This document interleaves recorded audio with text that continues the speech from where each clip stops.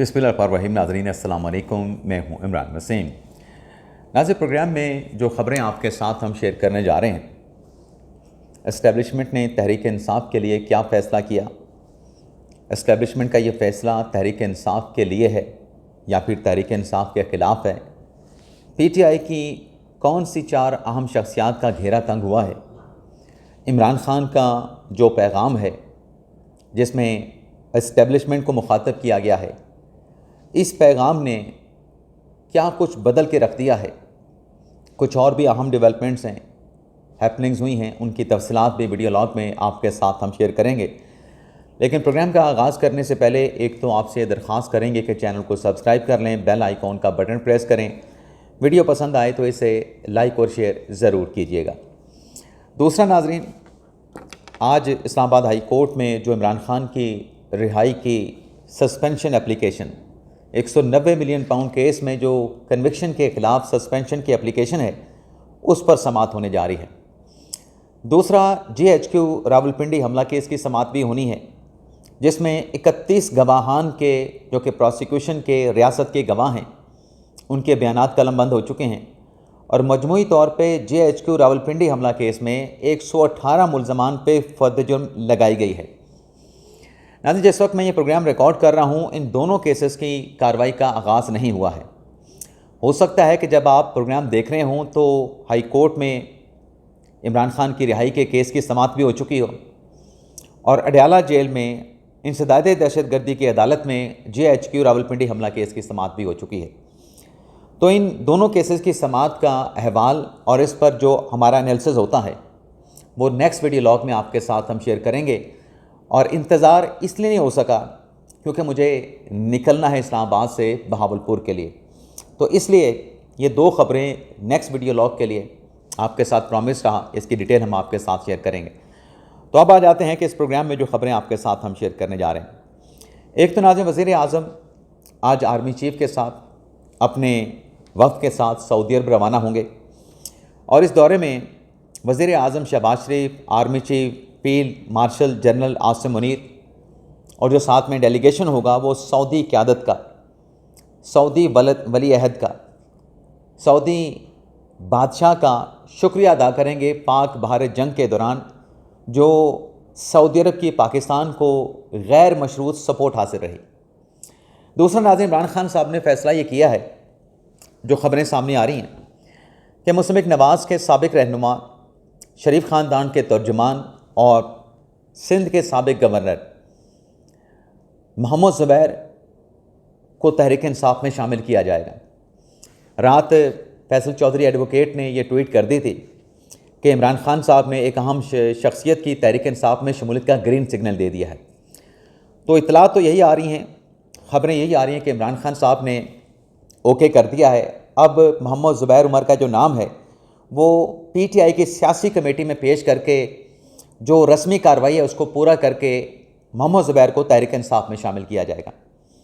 अब नाज़रीन, मोहम्मद ज़ुबैर साहब को जैसे तहरीक इंसाफ में तो अब शामिल हो रहे हैं ना, नून लीग में जैसे इज़्ज़त मिली, उनको गवर्नर बनाया गया, उससे पहले उनको मिनिस्टर बनाया गया, शरीफ ख़ानदान के करीब रहे, फिर पार्टी को छोड़ दिया, पार्टी से अलग हो गए, आज तहरीक इंसाफ में शामिल हो रहे हैं। सवाल ये पैदा होता है कि इमरान ख़ान साहब ने आखिर क्या देखा कि मोहम्मद ज़ुबैर से पहले तो असद उमर उनकी पार्टी में थे, असद उमर पार्टी को छोड़ चुके हैं, सियासत से किनारा कशी अख्तियार कर चुके हैं, तो फिर ऐसी क्या ज़रूरत थी, क्यों नागुज़ीर हो गया था कि असद उमर की जगह पे मोहम्मद ज़ुबैर को पार्टी में शामिल किया जाए। मुझे तो बज़ाहिर ऐसा लगता है कि शायद चूँकि साबिक़ जनरल के बेटे हैं, लेफ्टिनेंट जनरल थे उनके वालिद, तो कोई इस्टेब्लिशमेंट के साथ ताल्लुकात बहाल करने के लिए मोहम्मद ज़ुबैर को इमरान ख़ान साहब जो हैं अपनी पार्टी में शामिल करने जा रहे हैं। इससे ज़्यादा मुझे कोई बड़ी बात नज़र नहीं आती। दूसरा नाज़रीन, इमरान ख़ान साहब ने जो पैगाम दिया, जो कि सोशल मीडिया पे भी चल रहा है, कि इमरान ख़ान साहब का ये कहना है कि इस्टेब्लिशमेंट को तहरीक इंसाफ की ज़रूरत है और तहरीक इंसाफ को इस्टेब्लिशमेंट की ज़रूरत नहीं है। ये जो नाज़रीन स्टेटमेंट है, इस स्टेटमेंट की अब ये पैगाम है या इमरान ख़ान साहब की धमकी है? एक तरह की धमकी भी है कि आपको हमारी ज़रूरत पड़ेगी, आपको हमारी ज़रूरत है, तहरीक इंसाफ को एस्टेब्लिशमेंट की ज़रूरत नहीं है। अब इस नाज़िम स्टेटमेंट की लॉजिक समझ नहीं आती। न जाने कौन सी स्टडी कराई गई है, न जाने कौन सी रिसर्च कराई गई है जिस पर इमरान खान साहब को मालूम पड़ा है कि इस्टेब्लिशमेंट जो है वो तहरीक इंसाफ को एक ज़रूरत के तौर पे महसूस करती है। इस्टेब्लिशमेंट की मजबूरी है तहरीक इंसाफ के साथ बात करना। अगर नाज़रीन ऐसी कोई स्टडी या रिसर्च है और जैसे खान साहब कह रहे हैं कि इस्टेब्लिशमेंट को तहरीक इंसाफ की ज़रूरत है, हमें इस्टेब्लिशमेंट की ज़रूरत नहीं, तो फिर मिन्नत समाजत तो इस्टेब्लिशमेंट को करनी चाहिए। मिन्नत करना, पाँव में पड़ना, लेट जाना, ये तो फिर इस्टेब्लिशमेंट को चाहिए। लेकिन यहाँ पे जो खान साहब बात कर रहे हैं, तहरीक इंसाफ के अपने जो फैसले हैं वो तो कुछ और ही अक्कासी कर रहे होते हैं। यानी तहरीक इंसाफ के रहनुमाओं का ये कहना कि तमाम हमारे रास्ते, कानूनी, आइनी, सियासी रास्ते बंद कर दिए गए हैं, और फिर इमरान खान साहब का ये स्टेटमेंट देना कि मेरे दरवाजे खुले हैं, आओ मेरे साथ आके बात करो, तो ये चीज़ तो इस बात की अक्कास है, इस बात की तर्जुमानी करती है कि इस्टेब्लिशमेंट की ज़रूरत इमरान खान साहब को है, जो दरवाज़ा खोल के ये वो कहते हैं ना कि वो रेडी वाले जो होते हैं, रेडी बान जो होते हैं, जो सदाएं लगा रहे होते हैं, आवाज़ें लगा रहे होते हैं, सब्ज़ी फ़रोश है या फल फ़रोश है कि आएँ फल ख़रीद लें, 100 रुपये दर्जन केला है या 50 रुपये किलो जो है हम तरबूज फ़रोख्त कर रहे हैं, ये सारी सदाएं, आवाज़ें तो इमरान खान साहब कस रहे हैं कि आओ मेरे साथ आके बात करो, मैं आपके साथ बात करना चाहता हूँ। एस्टेब्लिशमेंट की तरफ से ऐसी कोई सदा, ऐसी कोई आवाज़ नहीं लगाई गई। और जब भी इस्टेब्लिशमेंट से पूछा गया, उनका तो यही कहना था कि हमने मुज़ाकरात नहीं करने, हमने बात नहीं करनी। अगर खान साहब बात करना चाहते हैं तो जाके सियासी लोगों के साथ करें, हुकूमत के साथ मुज़ाकरात करें। तो ना ये अजीब मंतक है, अजीब किस्म का स्टेटमेंट है जिसके ऊपर सोशल मीडिया के ऊपर भंगड़े और खुशियाँ, शादियाने और डंके बजाए जा रहे हैं कि देखिए जी इमरान खान साहब ने यह पैगाम दे दिया है कि तहरीक इंसाफ इस्टेब्लिशमेंट की ज़रूरत है, एस्टेब्लिशमेंट तहरीक इंसाफ की ज़रूरत नहीं। अब इस स्टेटमेंट का ना सर है, ना पैर है, ना कोई रब्त है। ये वो रेडी बान वाली सदा भी नहीं है जिसमें एक रेडी वाला आवाज़ लगाता है कि सेब 200 रुपये किलो आके ले लो, तो जिसको ज़रूरत होती है वो जाके सेब ख़रीद लेता है। यहाँ पे तो खान साहब सदाएं लगा रहे हैं लेकिन ख़रीदार ही नहीं है। बेचने वाला अपनी जगह पे, लेकिन ख़रीदार होगा तो कोई ख़रीदेगा। तो ख़रीदार तो खान साहब की सदाओं के ऊपर उनके पास जाके खान साहब ने रेडी पे क्या सजा रखा है, क्या बेचना चाहते हैं, वो देखने के लिए भी ख़रीदार तैयार नहीं। तो ये ऐसी है, सिर्फ खुशी मनाने के लिए और अपनी दिल की तसल्ली के लिए। बाकी इस्टेब्लिशमेंट ने, सिविल इस्टेब्लिशमेंट ने ये ज़रूर फ़ैसला किया है कि जो पाक भारत कशीदगी के दौरान रियासत के ख़िलाफ़ प्रोपेगेंडा किया गया, उस पर PTI के ख़िलाफ़ कार्रवाई होगी। और PTI की 4 शख्सियात के ख़िलाफ़ कार्रवाई होगी, जिसमें अलीमा खान साहबा हैं। अगर वो कहता है कि अलीमा खान साहबा का तहरीक इंसाफ के साथ क्या ताल्लुक़ है, हर फैसले में अलीमा खान साहबा शामिल होती हैं, हर उनके जुमले में तहरीक इंसाफ होती है, तो वो ऐलान करें या ना करें, लेकिन अलीमा खान साहबा तहरीक इंसाफ हैं। दूसरी सनम जवेद साहबा, जिन्हें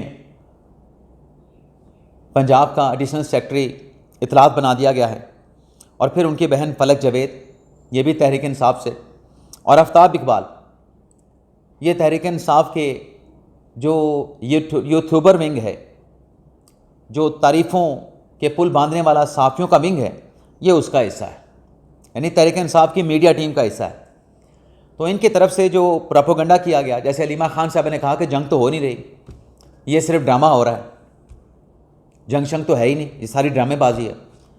सनम जवेद ने भी एक ट्विटर के ऊपर, एक्स के ऊपर पोस्ट किया था। आफ्ताब इकबाल साहब ने भी कुछ दावे किए थे, पाकिस्तान जंग जीत गया, ये पाकिस्तान को हरवा रहे हैं। तो जो साइबर क्राइम एजेंसी है, उसकी तरफ से तहरीक इंसाफ के इन 4 रहनुमाओं के ख़िलाफ़ कार्रवाई करने का फ़ैसला किया गया है। ना सिर्फ कार्रवाई करने का फ़ैसला किया गया, बल्कि आज इनको FIA की तरफ से, साइबर क्राइम की तरफ से जवाबदेही के लिए, बाज़पुरस के लिए बुला भी लिया गया है। और इनके ख़िलाफ़ नाज़रीन जो इंक्वायरी है, 27 मई को इनके ख़िलाफ़ इंक्वायरी का आगाज़ हुआ था, जब पहलगाम के 22 अप्रैल के वाक़ये के बाद पाकिस्तान और भारत के माबैन कशीदगी का आगाज़ हुआ था। भारत ने पाकिस्तान पर जंग मुसल्लत करने की धमकी दी थी। तो इनके ख़िलाफ़ जो है वो कार्रवाई होने जा रही है। बाकी तैयबा राजा पाकिस्तान तहरीक इंसाफ की ख़ातून रहनुमा हैं, यंग रहनुमा हैं, उन्हें भी पंजाब में नॉर्थ पंजाब का नायब सदर बना दिया गया है। बाकी इमरान खान साहब ने कुछ और भी फ़ैसले लिए हैं, जिसमें एक फ़ैसला तो ये किया गया है कि जो PTI के लोग सरकारी दौरों पे बैरून मुल्क जाते हैं, ख़बर यह है कि इमरान खान साहब ने PTI के उन रहनुमाओं के गैर मुल्की दौरों पर पाबंदी लगा दी है। अब ये सरकार के दौरों पे PTI के लोग कैसे दौरों पे जाते थे? ये नाज़रीन पार्लिमानी वफूद जाते थे। पार्लियामेंट का जो हिस्सा हैं उनके वफूद बनते हैं और मुख्तलिफ़ इशूज़ के ऊपर ये मुख्तलिफ़ ममालिक का दौरा करते हैं, जिससे पार्लिमानी सियासत जो है वो फ्लरिश करती है। पाकिस्तान और उन ममालिक के दरमियान जहाँ पे ये पार्लिमानी वफूद जाते हैं, पार्लिमानी जो ताल्लुकात हैं वो स्ट्रेंथन होते हैं। खान साहब ने आज उसके ऊपर पाबंदी लगा दी गई है। गालिबन पिछले दिनों जुनैद अकबर साहब गए हुए थे, जो पब्लिक अकाउंट कमेटी के चेयरमैन हैं और तहरीक इंसाफ खैबर पख्तूनख्वा के सदर हैं। इमरान खान साहब को शायद पता चला होगा कि यहाँ पे हम तहरीक चलाने की बात कर रहे हैं और जुनैद अकबर साहब सरकार के पैसे पे बैरून मुल्क पार्लिमानी वक्त के साथ गए हुए हैं। तो शायद इसी चीज़ के पेश नज़र खान साहब ने यह फ़ैसला किया कि हमारे कोई भी जो अरकान पार्लिमान हैं वो सरकारी दौरे पे पार्लिमानी वफूद के साथ नहीं जाएंगे। इसके अलावा नाज़रीन एक और ख़बर भी तहरीक इंसाफ से सामने आई है। अच्छा, एक और चीज़ भी इसमें, एक तरफ ये एतराज़ उठाया गया कि जो अमेरिका में पाकिस्तान का पार्लिमानी वफ्द गया है उसमें तहरीक इंसाफ के लोग क्यों नहीं शामिल किए गए। एक तरफ ये एतराज़ था, दूसरी तरफ आज खान साहब ने जो अरकान पार्लिमान हैं उनके गैर मुल्की दौरों पर पाबंदी लगा दी है। यहाँ पर भी बेरब्त है फैसले में। एक तरफ आप डिमांड करते हैं कि उस वक्त में तहरीक इंसाफ को शामिल करते, आप असम्बली में ठहर के शिबली फराज साहब बात करते हैं। दूसरी तरफ क्योंकि हुकूमत ने कहा था कि जब पार्लिमानी डेलीगेशन जाएंगे उसमें तहरीक इंसाफ को शामिल करेंगे, अब आपने उन पर पाबंदी लगा दी है। और फिर तहरीक इंसाफ ने एक और फैसला जी कि जो स्पीकर अयाज सादिक साहब हैं कौमी असम्बली के, उनका भी बाइकआउट किया जाएगा। पहले तो आप तहरीक इंसाफ वाले स्पीकर के ख़िलाफ़ अदम एतमाद की तहरीक लाना चाह रहे थे, अब आप सिर्फ इसी बात पे इक्तफ़ा कर रहे हैं कि अदम एतमाद तो न जाने हम कब लाएं, नंबर पूरे होंगे नंबर पूरे नहीं होंगे, तो चलें स्पीकर कौमी असम्बली अयाज सादिक के बाइकआउट से काम शुरू कर दें। तो अदम एतमाद की भी स्पीकर साहब को कोई परवाह नहीं थी और स्पीकर साहब ने क्लेम किया था कि अगर ऐसी अदम एतमाद की तहरीक लेके आए तो इनके अपने वोट कम हो जाएंगे। तो शायद स्पीकर साहब की धमकी काम कर गई है कि अब अदम एतमाद की तहरीक लाने के बजाय PTI ने महज स्पीकर चैम्बर का और स्पीकर कौमी असम्बली के बाइकआउट का फ़ैसला किया है। तो ये था नाज़रीन हमारा आज का वीडियो लॉग। बाकी जो इमरान खान साहब की रिहाई के केस की समाअत है और जो GHQ रावलपिंडी हमला केस की समाअत है, नेक्स्ट व्लॉग में उसकी डिटेल और अपना एनालिसिस आपकी खिदमत में पेश करेंगे। आप देखने वालों से इजाज़त चाहते हैं। अल्लाह ताला हम सब का हामी नासर अपनी दुआओं में याद रखिएगा। अल्लाह हाफ़िज़।